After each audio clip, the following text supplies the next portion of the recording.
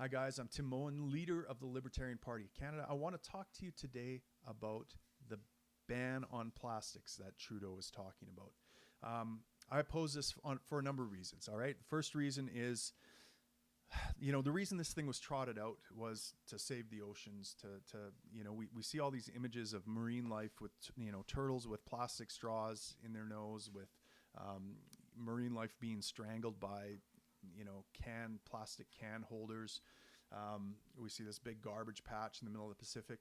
Well, almost none of that has anything to do with Canadians. That is all third world, African and Asian countries that don't have waste management technology or landfills pushing stuff out into the ocean. So this ban will inconvenience all Canadians, and it won't do one iota to make things better in the ocean. What about other environmental factors, right? What about landfills? What about litter? What about resource and consumption and biodegradability and all these things? Well, yes. On the surface, paper straw biodegrades, a plastic straw doesn't. That's one of the benefits of plastic, but it's also a drawback if it's going to be out there littering nature, right? But that's just one part of the picture. The other part is manufacturing these things. So what about the environmental harm or impact of manufacturing paper versus plastic? How do we know which one is more has a bigger? What are you even measuring, and who's even measuring this stuff? How would we know whether one had a better effect on the environment than the other?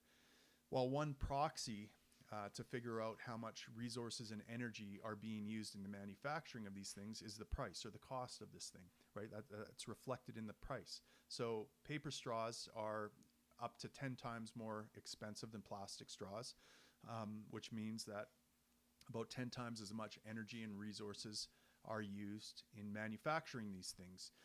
You've got to cut down trees. You need big machinery to do that. You got to burn fossil fuels. There's manufacturing processes to treat the paper and get it into something, so it's just a lot more labor intensive, a lot more resource intensive and energy intensive to get these paper straws. So by what metric are these plastic straws have less of an impact on the environment?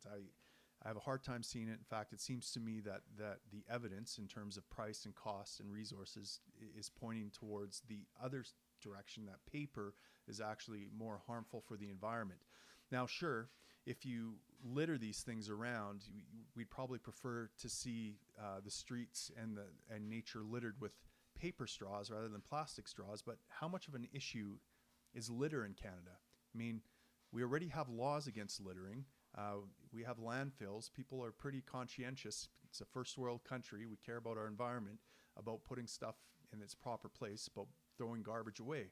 So I don't see that much litter out there to begin with. And that's the real issue, isn't it? Is littering. That's what you're trying to target. You don't want these things ending up where they shouldn't be. You don't want them harming nature. So why are you punishing people who are just buying and selling and using plastic? It doesn't make any sense. It's no crime. I'm not hurting anyone by sipping water through a plastic straw. Why should that be illegal? Why should guns be pointed at me for doing that? Right?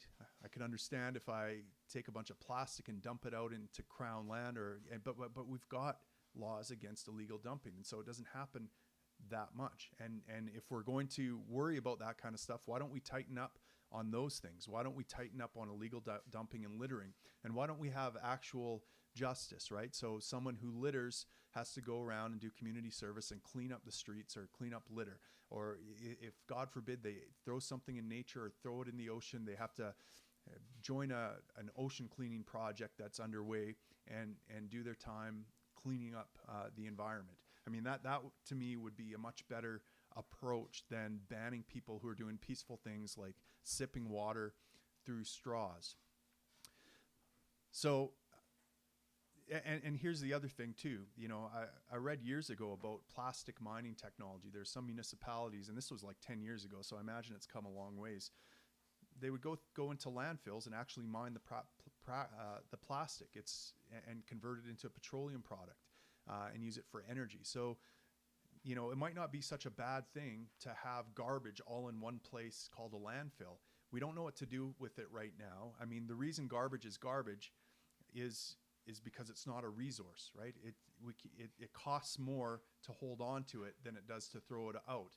Like, I wear my pants over and over.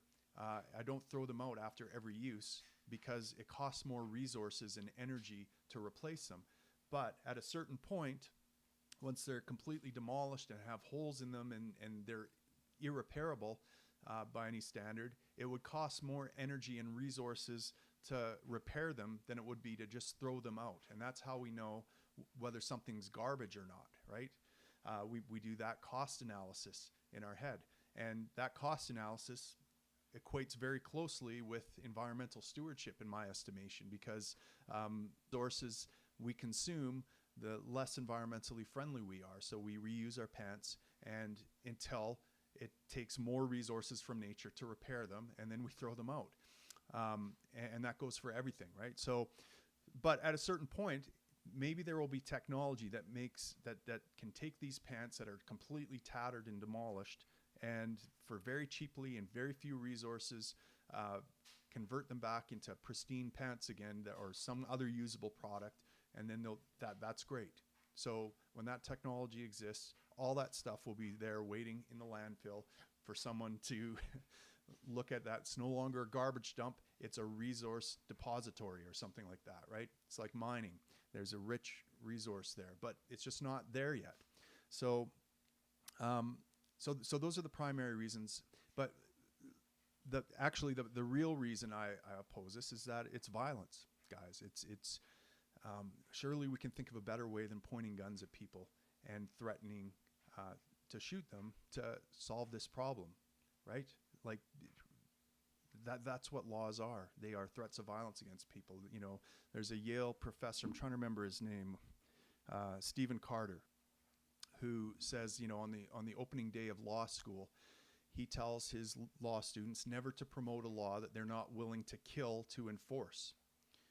And that might shock some people. Why is that? Well, it's because when enforcers go to enforce the state's will, the government's will, they go armed. And if you resist, they might kill you, right? So if I have a store selling, you know, Tim's Plastic Straw Emporium, and I continue to operate after it's illegal, enforcers will come and they'll knock. I mean, this is just a terrible way to solve problems in society. We don't need to use violence. We can take responsibility for the things we care about, right? And if we care about cleaning up plastic, we can go out and we can clean it up. We can do entrepreneurial things like invent plastic miners or make them more efficient.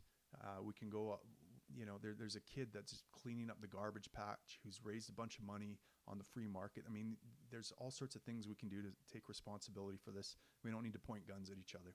So those are the reasons I oppose it. Let me know what your thoughts are.